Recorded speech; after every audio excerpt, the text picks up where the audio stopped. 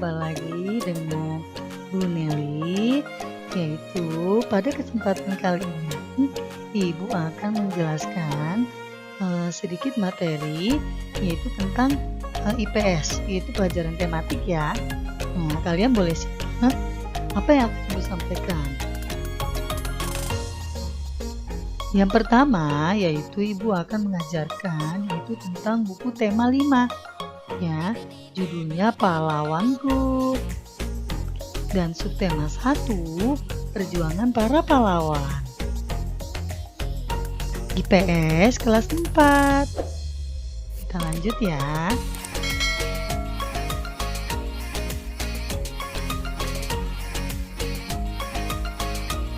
Nah, ada pun yang akan Ibu sampaikan yaitu tujuan pembelajaran. Sebelum kalian masuk ke materi, Ibu ingin memberikan tujuan pembelajaran dengan KD 3.4. Ya, yang pertama, kalian melalui kegiatan mengamati gambar dan video, kalian mampu membandingkan peninggalan kerajaan di masa Hindu, Buddha, dan Islam serta pengaruhnya bagi wilayah setempat.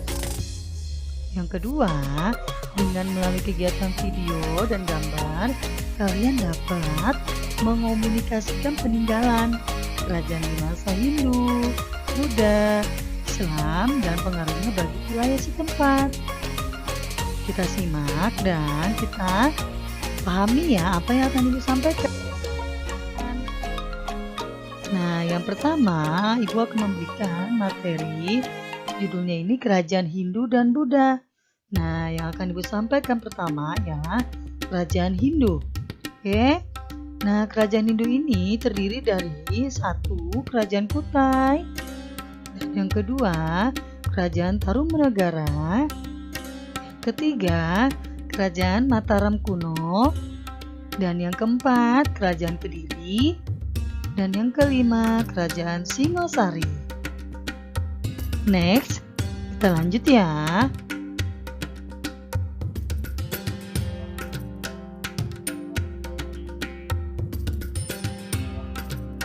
Nah, yang akan Ibu bahas ialah Kerajaan Kutai. Nah, di mana Kerajaan Kutai itu berdiri pada tahun 400 Masehi. Dan kalian perlu ketahui, Kerajaan Kutai itu terletak di Kartanegara. Berarti ada di Kalimantan Timur. Ya, dan yang kalian perlu pahami, raja pertamanya adalah Kudungga. Dan kemudian digantikan oleh Raja Mulawarman. Salah satu peninggalan kerajaan Kutai adalah prasasti Kutai yang terpahat pada tiang batu yang disebut Yupa, yang ditemukan aliran Sungai Mahakam, terletak di Kalimantan Timur. Yang kedua yang kalian perlu pahami yaitu sikap dari Raja Kerajaan Kutai, yaitu dimiliki oleh Raja Mulawarman adalah sikap yang adil, bijaksana, dan dermawan. Dan dampak perjuangan Raja Mulawarman, kalian perlu ketahui yang pertama, beliau membangun bangunan suci untuk menyembah Dewa Trimurti. Dan yang kedua, membuat arca seperti arca Siwa dan arca Ganesha.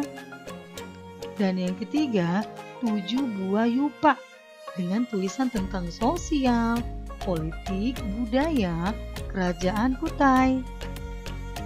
Dan ini adalah, kalian boleh simak gambarnya, ini adalah gambar arca. Dan ini adalah prasasti, yaitu yupa yang Ibu sampaikan tadi di awal.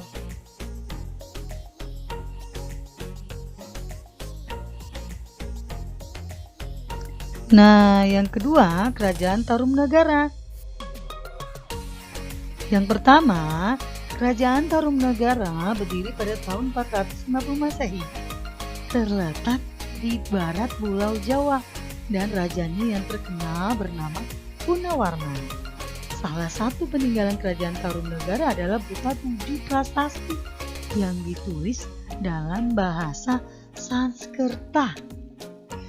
Nah, diantaranya kalian boleh simak Prasasti Ciaritun, Prasasti Kebun Kopi, Prasasti Jambu, Prasasti Muara Cianten, Prasasti Tugu, Prasasti Pasir Awi, dan Prasasti Lebak. Adapun peninggalan selain prasasti, yaitu irigasi dari Sungai Gomati dan Arca Wisnu Cibuaya 1 dan 2 dan Arca Rajarsi. Dan yang kedua yang akan Ibu sampaikan, sikap dari Kerajaan Purnawarman, yaitu dengan gagah berani, bijaksana, dan tegar dalam menghadapi musuh. Dan adapun dampak dari perjuangan Kerajaan Purnawarman, yaitu membangun Sungai Gomati sepanjang 12 km, dan yang kedua, mendukung usaha pertanian padi menjadi subur dan tidak kekeringan. Next, ini adalah gambarnya yang Ibu sampaikan tadi, 7 prasasti dengan bahasa Sanskerta. Kita lanjut ya. Nah, Kerajaan Mataram kuno. Nah, Kerajaan Mataram kuno ini berdiri pada sekitar abad ke-8 dan terletak di daerah Yogyakarta dan Jawa Tengah. Nah, raja yang pertama adalah Raja Sana, kemudian digantikan oleh Raja Sanjaya. Nah, peninggalannya berupa prasasti yang ditulis dengan huruf Pallawa dalam bahasa Sanskerta. Setelah Sanjaya dilanjutkannya oleh Sailendra, yaitu dengan menganut agama Buddha, dan pada masa bersamaan agama Hindu dan agama Buddha di kerajaan ini berkembang. Nah, jadi Kerajaan Mataram kuno ini jadi berkembang, ada Kerajaan Mataram kuno Hindu dan ada Kerajaan Mataram kuno Buddha. Nah, jadi pada zaman peninggalan Sailendra, Mataram kuno terpecah dua, yaitu menjadi Mataram Hindu dan Mataram Buddha, dipimpin oleh Rakai Pikatan. Nah, ini kita lihat gambarnya. Ini adalah prasasti Canggal dari Kerajaan Mataram kuno.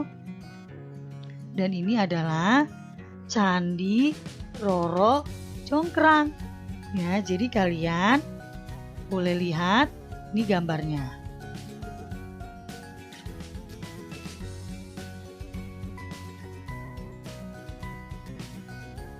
Kita lanjut, yaitu yang keempat, Kerajaan Kediri. Kerajaan Kediri yaitu berdiri sekitar tahun 1042 sampai 1222 dan terletak di Kediri, Jawa Timur. Nah, di sini ada raja yang pernah memerintah Kerajaan Kediri, yaitu ada Raja Bamaswara, Jayabaya, Sarwaswara, Aryaswara, Raja Gandra, Kamiswara, dan Kertajaya. Nah, adapun peninggalannya berupa prasasti. Ada prasasti Pandeglang, prasasti Panumbangan, prasasti Hantang, prasasti Talan, prasasti Jepun, prasasti Kahyuna, prasasti Weleri, prasasti Angin, dan prasasti Semarang.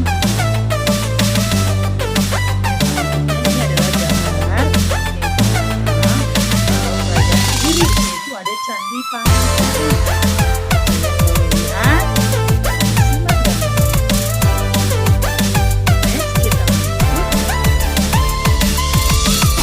Next ya, kita lanjut yaitu Kerajaan Singasari. Nah, Kerajaan Singasari berdiri pada tahun 1222, terletak di Singasari, Malang, Jawa Timur, dan raja-raja yang pernah berkuasa di Kerajaan Singasari ialah di Raja Sasang Amuwahdini, kita panggil saja Raja Ken Arok, ya, dan Anusapati, yaitu pada tahun 1222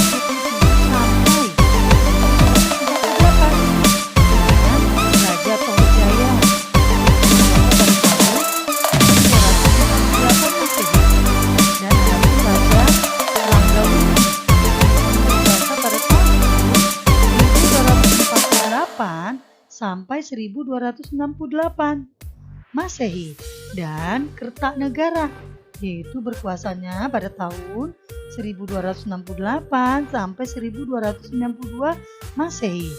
Dan adapun peninggalan candi dari Singasari, yaitu Candi Singasari yaitu makam Kertanegara, Candi Kidal yaitu makam Anusapati, Candi Jago, Candi Kangenan yaitu makam Ken Arok, dan yang terakhir dan Candi Ketang Lumbang itu dengan makam Raja Tohjaya. Nah, ini kita lihat peninggalan dari Kerajaan Singosari ialah Candi Singosari. Next, sebelum kita lanjut, nah yang tadi Ibu bahas ialah kerajaan Hindu ya. Kerajaan Hindu yaitu tadi terdiri dari Kerajaan Kutai, Kerajaan Tarumanegara, Kerajaan Mataram kuno, Kerajaan Kediri, dan Kerajaan Singosari. Nah, di sini Ibu akan membahas yaitu tentang Kerajaan Majapahit. Nah, Kerajaan Majapahit berdiri sekitar tahun 1293, terletak di selatan Sungai Brantas yang berpusat di Trowulan Mojokerto. Nah, pemerintahan Majapahit terdapat 2 periode, yaitu masa pemerintahan Kertarajasa dari Jayawardana tahun 1295 sampai 1309 dan Girinrawardana yaitu tahun 1478 sampai 1498. Dan adapun peninggalan berupa karya sastra dan candi, di antaranya Kitab Negara Kertagama yaitu dari Empu Prapanca, Kitab Arjuna Wiwaha Empu Karnwal, dan Kitab Sutasoma Empu Tantulan, Candi Panataran dari Blitar, Candi Sumberjati, Candi Swawentar, Candi Tikus di Trowulan, Candi Jabu, Candi Tigawangi, dan Candi Surawana dari Kediri. Nah, ini adalah gambar itu dari Arca Gajah Mada dibangun untuk mengenang perjuangan menyatukan Nusantara. Nah, sebelum kita lanjut, di sini ada pun sejarah Kerajaan Majapahit. Ya, yang pertama dari tahun 1350 sampai 1389 dipimpin oleh yaitu Raja Hayam Wuruk dan Mahapatinya yaitu Gajah Mada, mempunyai tata pemerintahan yang teratur. Dan pada tahun 1350 sampai 1389 ada pun bunyi Sumpah Palapa, yaitu Sira Gajah Madapati, Amangkubumi Kan Ayun, Amangkutia Palapa, Sira Gajah Mada. Ya, arti di sini kita Ibu sampaikan yaitu lamun huwus kala Nusantara isun amukti palapa, lamun kala ring gurun, ring seran, Tanjung Pura, ring haru, ring pahang, dompo, ring Bali, Sunda, Palembang, Tumasik, dan Samana isun amukti palapa. Nah, di sini yang artinya Ibu artikan ya terjemahannya. Dia Gajah Madapati Amangkubumi tidak ingin melepaskan kuasa. Dia Gajah Mada, jika telah mengalahkan Nusantara, saya melepaskan kuasa. Jika mengalahkan Gurun, Seram, Tanjung Pura, Haru, Pahang, Dompo, Bali, Sunda, Palembang, Tumasik, demikianlah saya baru akan melepaskan kuasa. Dan pada tahun 1343 sampai 1364 di sini yaitu Raja Hayam Wuruk menguasai Bali, Sumatera, Kalimantan, dan Semenanjung Melayu dibantu oleh Raja Adityawarman putra Majapahit dan mengalami keruntuhan dengan wafatnya Hayam Wuruk. Sini ada yang Ibu sampaikan yaitu peta kerajaan Hindu nih. Ya, peta kerajaan Hindu di Indonesia. Nah, kalian boleh simak gambarnya. Di situ ada nomor 1 ya, Kutai. Ya, nomor 2 yaitu Tarumanegara. Nomor 3 yaitu di Kediri ya, Kerajaan Kediri. Yang keempat Kerajaan Singasari. Yang kelima ada Kerajaan Majapahit. Dan yang keenam ada Mataram Hindu. Nah, berarti ini adalah peta kerajaan Hindu di Indonesia ya.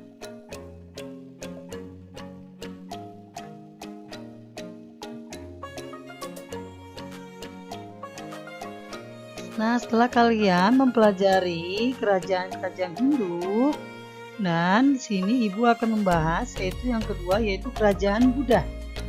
Kerajaan Buddha terdiri dari yang pertama yang akan Ibu bahas ialah Kerajaan Sriwijaya.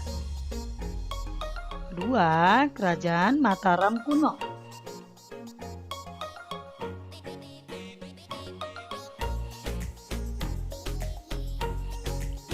Next, yang pertama dari Kerajaan Buddha yang akan Ibu bahas ialah Kerajaan Sriwijaya. Kerajaan Sriwijaya berdiri sekitar abad ke-7. Terletak di wilayah Sumatera dan Semenanjung Malaysia. Raja yang pernah memerintah diantaranya kalian boleh simak: Sri Jayanasa, Sri Indrawarman, Dharamindra, Samaratungga, Balaputra Dewa, Sri Chudamani Warmadewa, Sri Maravijayotungawarman, Sang Rama Wijayotungawarman. Dan adapun peninggalan dari sejarah Kerajaan Sriwijaya, yaitu ada Candi Muara Takus dan bangunan tempat suci Biara Bakal, serta prasasti yang ditulis dengan huruf Pallawa berbahasa Melayu kuno.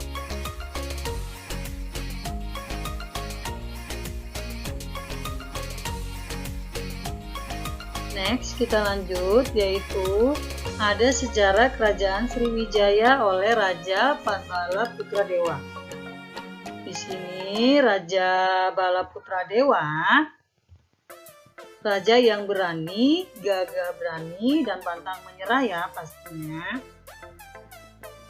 Dan Kerajaan Sriwijaya ini merupakan kerajaan maritim karena mempunyai armada laut yang tangguh dan wilayah perairan yang luas.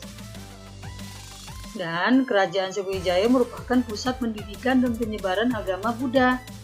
Yaitu buktinya terdapat perguruan tinggi agama Buddha yaitu Universitas Sakyakirti.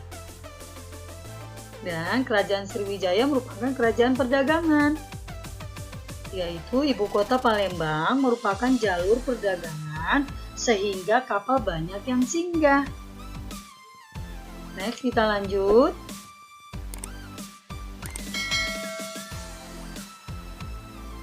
Kerajaan Mataram kuno, yaitu ini Kerajaan Mataram kuno yang Buddha ya.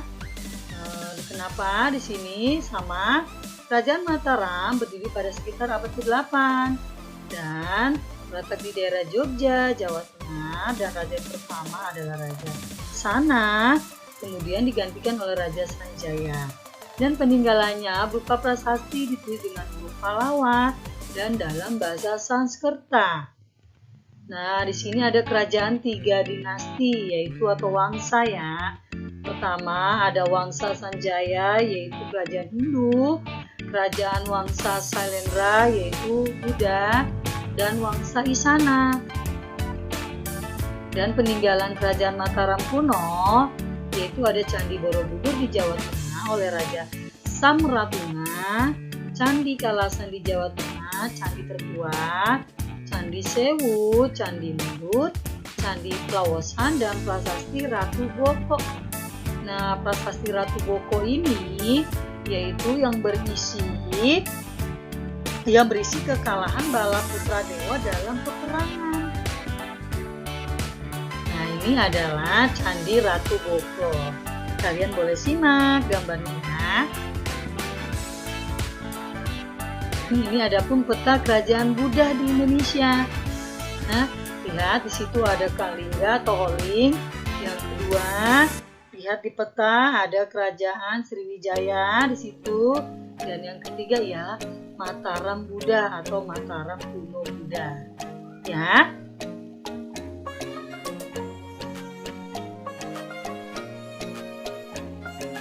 Next. Nah, setelah kalian mempelajari dari Kerajaan Buddha, di sini Ibu akan membahas yaitu situs Trowulan.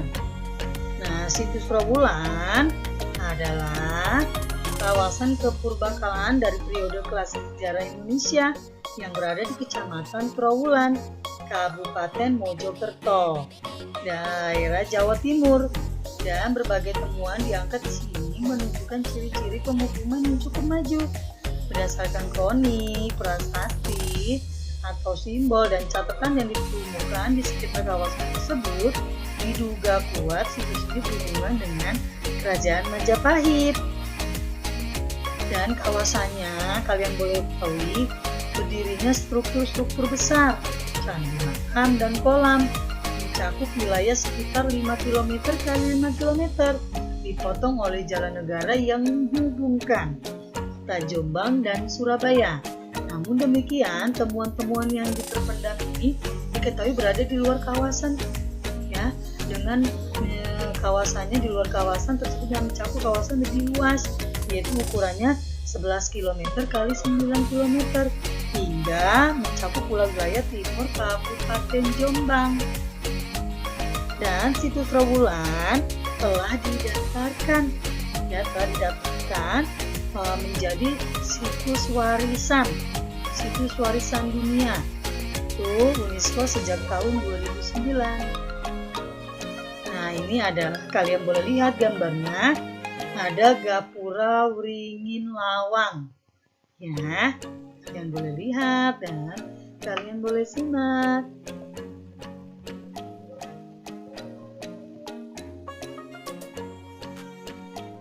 Next, nah sebelum kalian lanjut yaitu tentang materi Pangeran Diponegoro.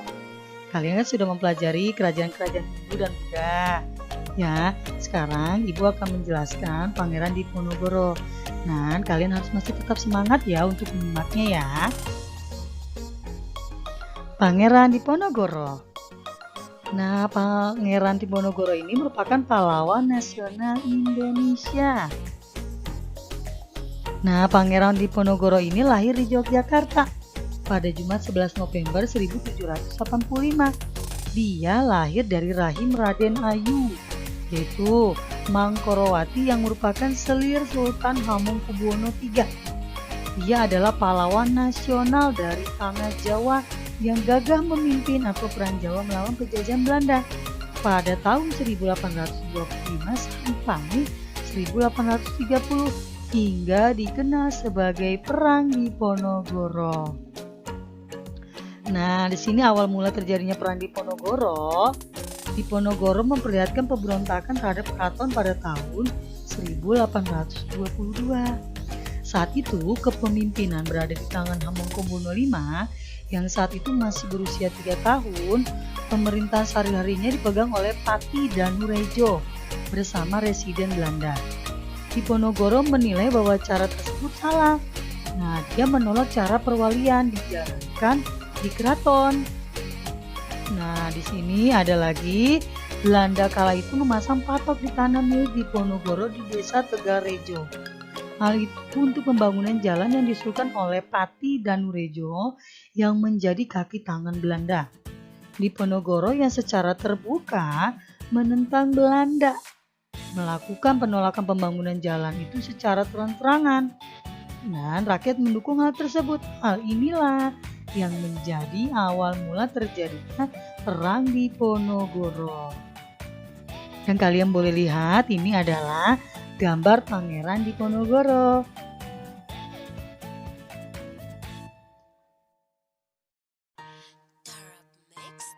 Nah, di sini ada taktik licik pemerintah Belanda untuk menangkap Pangeran Diponegoro. Kalian simak ya. Berbagai cara Belanda melakukan penangkapan Pangeran Diponegoro itu dengan pasukannya, yaitu dengan taktik sayembara dilakukan oleh Belanda. Nah, barang siapa yang bisa menangkap atau membunuh Pangeran Diponegoro akan diberikan hadiah yang sangat besar, yaitu 20.000 gulden. Dan rakyat yang berada di pihak Diponegoro pun tidak goyah dengan tawaran tersebut. Tidak ada satupun yang mengungkap keberadaan Diponegoro kala itu dinilai tidak berhasil. Dan pada tanggal 28 Maret 1830, Belanda mengambil cara licik, yaitu dengan mengundang Pangeran Diponegoro ke Magelang untuk berunding.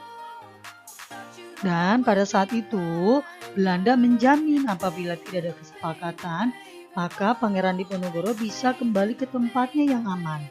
Dengan pribadi yang jujur dan berhati bersih, Diponegoro ini setuju dengan tawaran baik Belanda, yaitu dengan undangan ternyata hanyalah akal busuk Belanda untuk menangkapnya. Dan ini adalah benteng Rotterdam, tempat Pangeran Diponegoro yang diasingkan.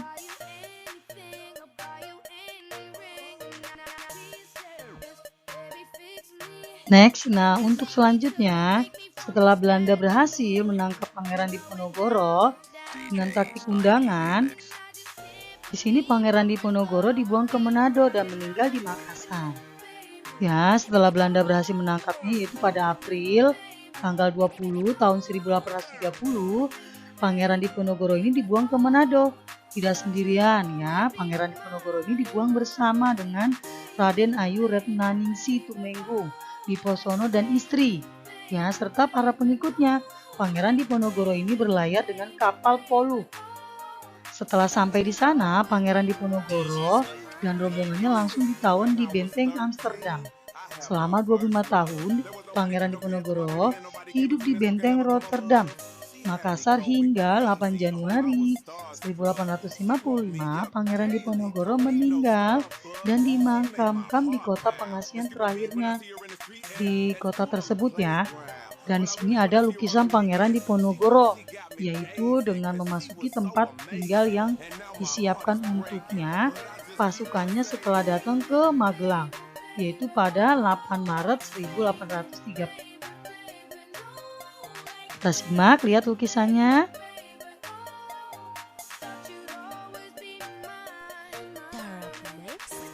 Ya, alhamdulillah setelah kalian mempelajari yaitu Pangeran Diponegoro, sekarang kalian akan mempelajari masa kerajaan Islam.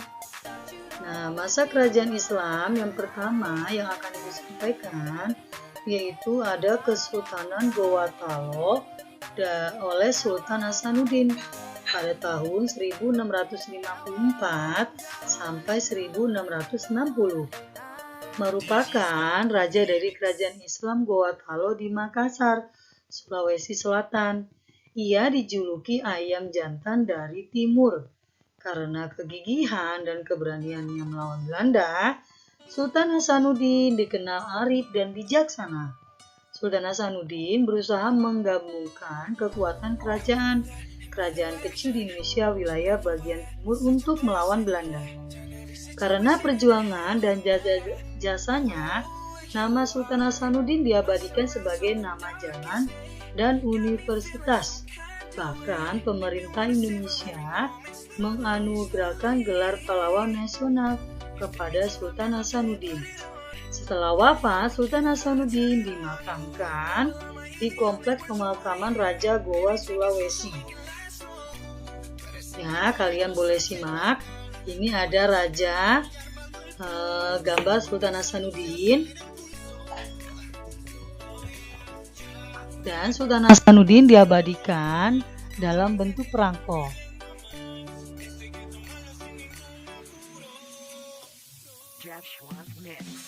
Dan masa kerajaan Islam yang kedua ialah Kesultanan Aceh oleh Sultan Iskandar Muda tahun 1636 sampai 1641. Terletak di tepi Selat Malaka, beribu kota di Kutaraja, Banda Aceh, Kabupaten Pidi. Merupakan masa paling gemilang bagi Kesultanan Aceh.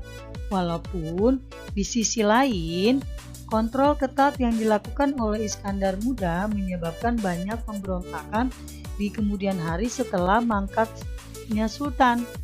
Nah, pelayaran penaklukannya dilancarkan sampai jauh ke Penang, di pantai timur semenanjung Melayu, dan pedagang asing dipaksa untuk tunduk kepadanya. Nah, kerajaan kaya raya dan menjadi pusat ilmu pengetahuan. Dan ini adalah gambar Sultan Iskandar Muda. Dan ini ada peninggalannya dari Sultan Iskandar Muda, yaitu dengan Masjid Raya Baitur Rahman.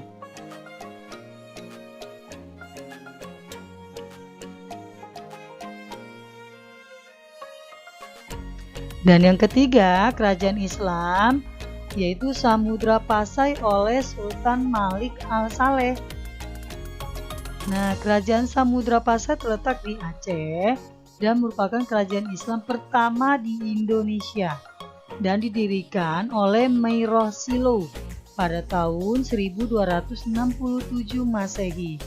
Bukti-bukti arkeologis keberadaan kerajaan ini adalah ditemukannya makam Raja Pasai di Kampung Gendong, Aceh Utara. Ya, makam ini terletak di dekat reruntuhan bangunan pusat kerajaan Samudra di desa Beiringin, kecamatan Samudra, sekitar 17 km sebelah timur Loksemawe. Ya, di antara makam raja tersebut terdapat nama Sultan Malik Al-Saleh, Raja Samudra Pasai yang pertama. Nah, Malik Al-Saleh adalah nama baru Meirah Silo setelah ia masuk Islam dan merupakan Sultan Islam pertama di Indonesia berkuasa lebih kurang 29 tahun pada tahun 1297 sampai 1326 Masehi. Nah, kerajaan Samudra Pasai merupakan gabungan dari kerajaan Pasai dan Pairlak dengan raja pertama Malik Al-Saleh. Pada masa jayanya, Samudra Pasai merupakan pusat perniagaan penting di kawasan itu dan dikunjungi oleh saudagar dari berbagai negeri seperti Cina, India, Siam, Arab, dan Persia. Nah, komoditas utama adalah lada. Sebagai bandar perdagangan yang besar, Samudra Pasai mengeluarkan mata uang emas yang disebut dirham. Uang ini digunakan secara resmi di kerajaan tersebut. Di samping sebagai pusat perdagangan, Samudra Pasai juga merupakan pusat perkembangan agama Islam. Dan ini adalah gambar Sultan Malik Al-Saleh. Dan ini adalah gambar uang mata uang dirham daripada kerajaan Samudra Pasai.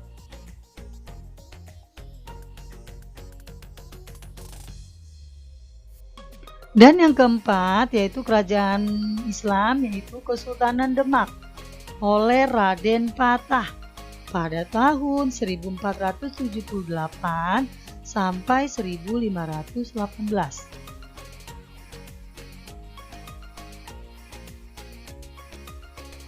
Kerajaan Demak adalah kerajaan Islam pertama di Pulau Jawa yang terletak di Demak, Jawa Tengah, didirikan oleh Raden Patah dan mencapai ke puncak kejayaannya pada masa Sultan Trenggono, yaitu tahun 1521 sampai 1546, dan meliputi kekuasaannya dengan wilayah Banjar, Palembang, dan Maluku serta Pulau Jawa.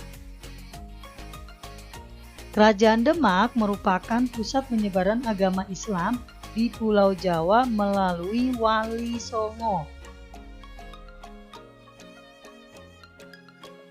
Dan ini adalah merupakan gambar Sultan Raden Patah dan ada Masjid Agung Demak. Kalian boleh lihat gambarnya, simak.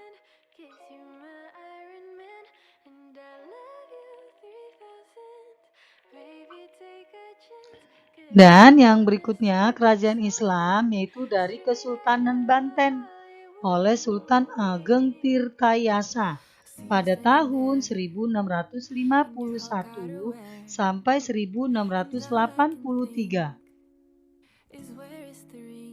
Kerajaan Banten adalah kerajaan Islam yang terletak di Banten dan merupakan bagian dari Kerajaan Demak. Raja pertamanya adalah Sultan Hasanuddin dan mencapai puncak kejayaan pada masa Sultan Ageng Tirtayasa.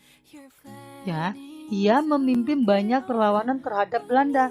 Masa itu, VOC menerapkan perjanjian monopoli perdagangan yang merugikan Kesultanan Banten. Kemudian Tirtayasa menolak perjanjian ini dan menjadikan Banten sebagai pelabuhan terbuka. Saat itu Sultan Ageng Tirtayasa ingin mewujudkan Banten sebagai kerajaan Islam terbesar di Indonesia. Pada masa pemerintahan Sultan Ageng Tirtayasa, Kesultanan Banten aktif membina hubungan baik dengan kerjasama dengan berbagai kesultanan di sekitarnya, bahkan dengan negara lain di luar Nusantara. Banten menjalin hubungan dengan Turki, Inggris, Aceh, Makassar, Arab, dan kerajaan lain. Dan kalian boleh lihat, simak, ini ada gambar Sultan Ageng Tirtayasa. Dan ini adalah peninggalan dari Kesultanan Banten, yaitu Masjid Raya Banten.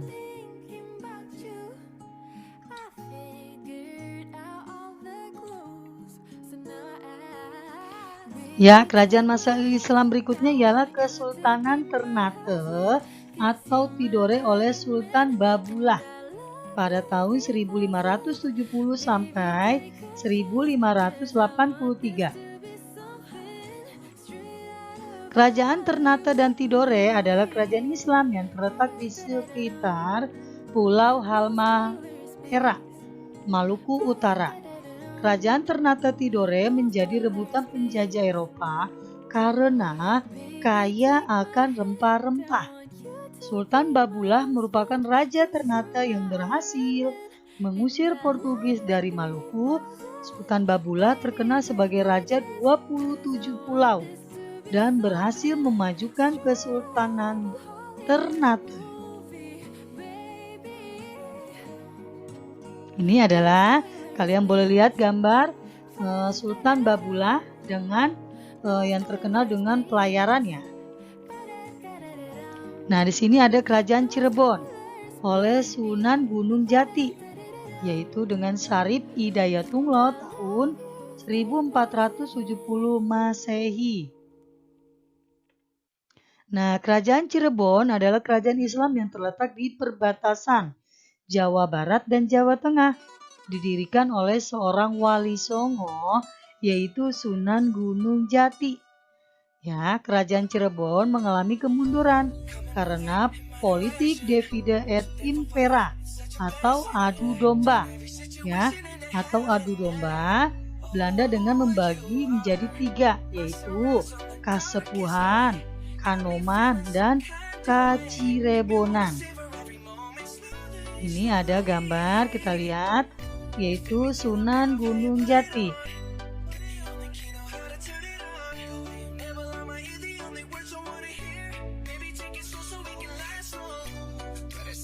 Berikutnya yaitu Raja Mataram oleh Sultan Agung pada tahun 1613 sampai 1645. Ia memadukan kalender Hijriah yang dipakai di pesisir utara dengan kalender Saka yang masih dipakai di pedalaman. Dikenal sebagai penulis naskah sastra gending.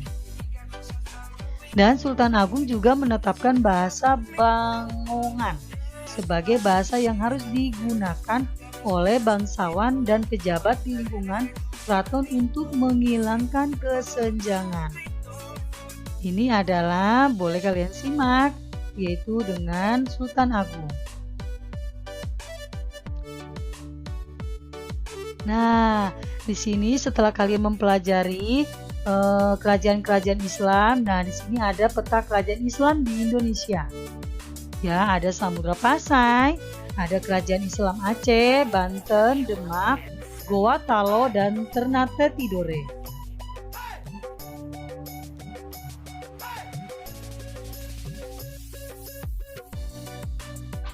Nah, adapun peninggalan kerajaan Islam dan manfaatnya bagi kita ya, manfaat bagi masyarakat. Yang pertama ialah masjid. Nah, masjid itu digunakan untuk ibadah. Ibadahnya agama orang Islam. Ya, dan yang kedua adalah kaligrafi, yaitu tulisan indah dalam huruf Arab. Tulisan tersebut diambil dari ayat suci Al-Quran. Dan yang ketiga peninggalannya ialah istana atau keraton. Di sini tempat untuk tinggal para raja dan keluarganya serta berfungsi sebagai sarana pemerintahan.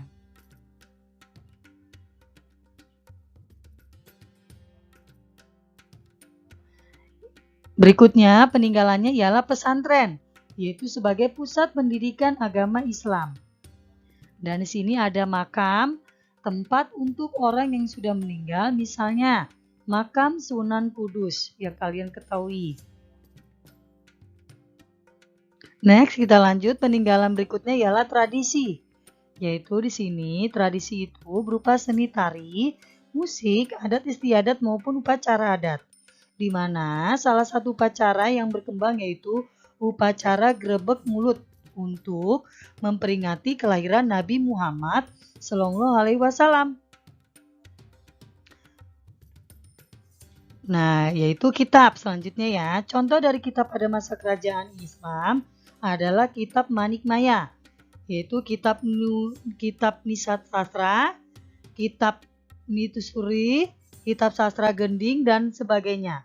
Beberapa contoh dari babat adalah Babat Demak, Babat Giyanti, Babat Raja-Raja Riau, dan lain sebagainya.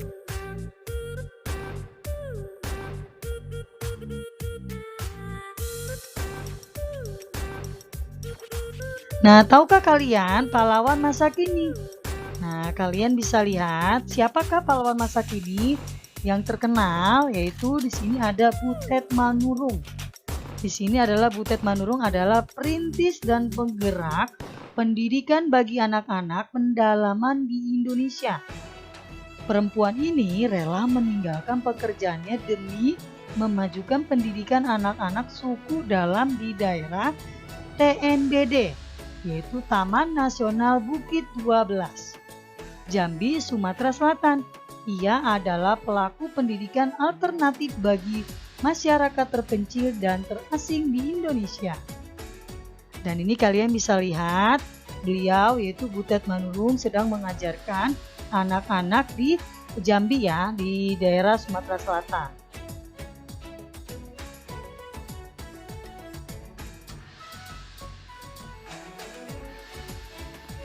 Nah, kecintaan Butet Manurung ini terhadap lingkungan alam membuat Butet melakukan berbagai kegiatan yang berhubungan dengan hal tersebut. Ia sering melakukan perjalanan ke hutan, yaitu tak sekedar memperhatikan kondisi alam, Butet juga peduli terhadap pendidikan anak yang ia temui. Dia mengajarkan cara membaca, menulis, dan berhitung kepada mereka. Nah, saat mengajar, Butet melihat kondisi kehidupan masyarakat, pendalaman yang kehidupannya mulai terganggu. Pihak-pihak tertentu yang hanya ingin menjadikan hutan sebagai ladang bisnis. Ia dan teman-temannya merasa prihatin dan berpikir bahwa masyarakat rimba membutuhkan pendidikan untuk melindungi diri dan lingkungan tempat tinggal mereka. Berawal dari pemikiran tersebut, Butet akhirnya mendirikan Sekolah Rimba di tahun 2003.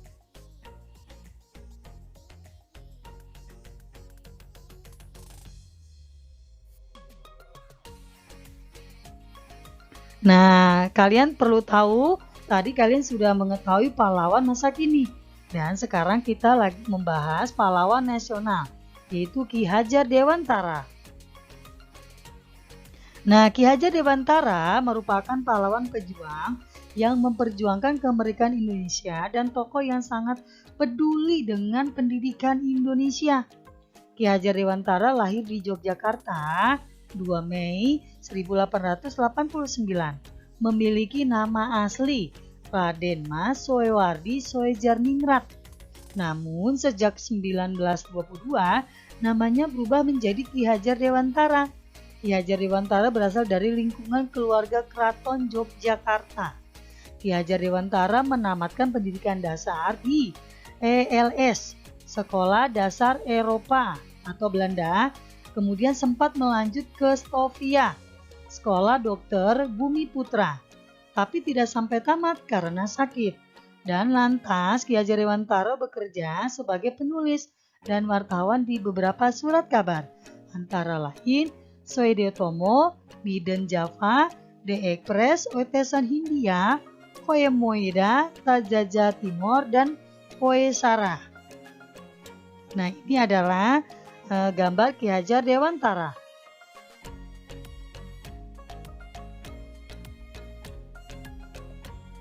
Nah, pada masanya Ki Hajar Dewantara tergolong penulis handal. Tulisan-tulisannya komunikatif dan tajam dengan semangat anti kolonial. Saat usianya genap 40 tahun, Ki Hajar Dewantara mendirikan sebuah taman. Ya, pada 3 Juli 1922 ia memiliki nama National Odovis Institute, Taman Siswa atau Perguruan Nasional Taman Siswa, yang merupakan lembaga pendidikan diperuntukkan bagi para pribumi jelata untuk bisa memperoleh hak pendidikan yang sama seperti para bangsawan dan kolonial Belanda. Nah, Taman Siswa memiliki 3 semboyan terkenal, yaitu Nging Ngarso Sung Tlodo, Nging Madior Mangunkarso, Tut Wuri Handayani. Ketiga semboyan itu diterjemahkan kurang lebih di depan memberi teladan, di tengah membangun kerjasama, dan di belakang memberi dorongan. Nah, pada masa pemerintahan Presiden Soekarno, Ki Hajar Dewantara diresmikan sebagai pahlawan nasional yang kedua, yang dikukuhkan dalam surat keputusan Presiden Republik Indonesia nomor 305 tahun 1959 pada tanggal 29 November 1959. Dan nama Ki Hajar Dewantara diabadikan sebagai salah satu nama kapal perang Indonesia, yaitu KRI Ki Hajar Dewantara. Dan potretnya diabadikan pada uang kertas pecahan 20.000 tahun emisi 1998. Kalian boleh simak gambarnya, ini adalah salah satu kapal KRI RI Ki Hajar Dewantara. Dan ini adalah uang kertas pecahan 20.000. Kan kalian boleh lihat di situ ada gambar pahlawan nasional yaitu Ki Hajar Dewantara.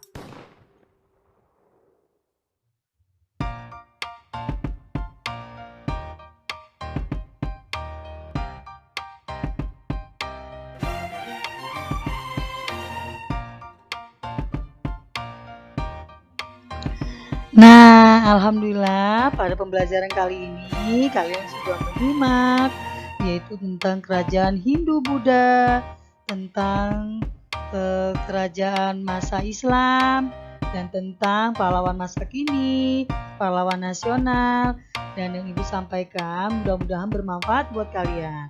Dan jangan lupa, supaya Ibu bisa memberikan video-video berikutnya, kalian boleh pencet tombol like ya, tombol subscribe-nya, dan supaya bisa memberikan video-video berikutnya. Oke, dukung terus channel Ibu dan Ibu Hairi. Semoga kalian sehat selalu ya. Ibu Hairi, assalamualaikum warahmatullahi wabarakatuh.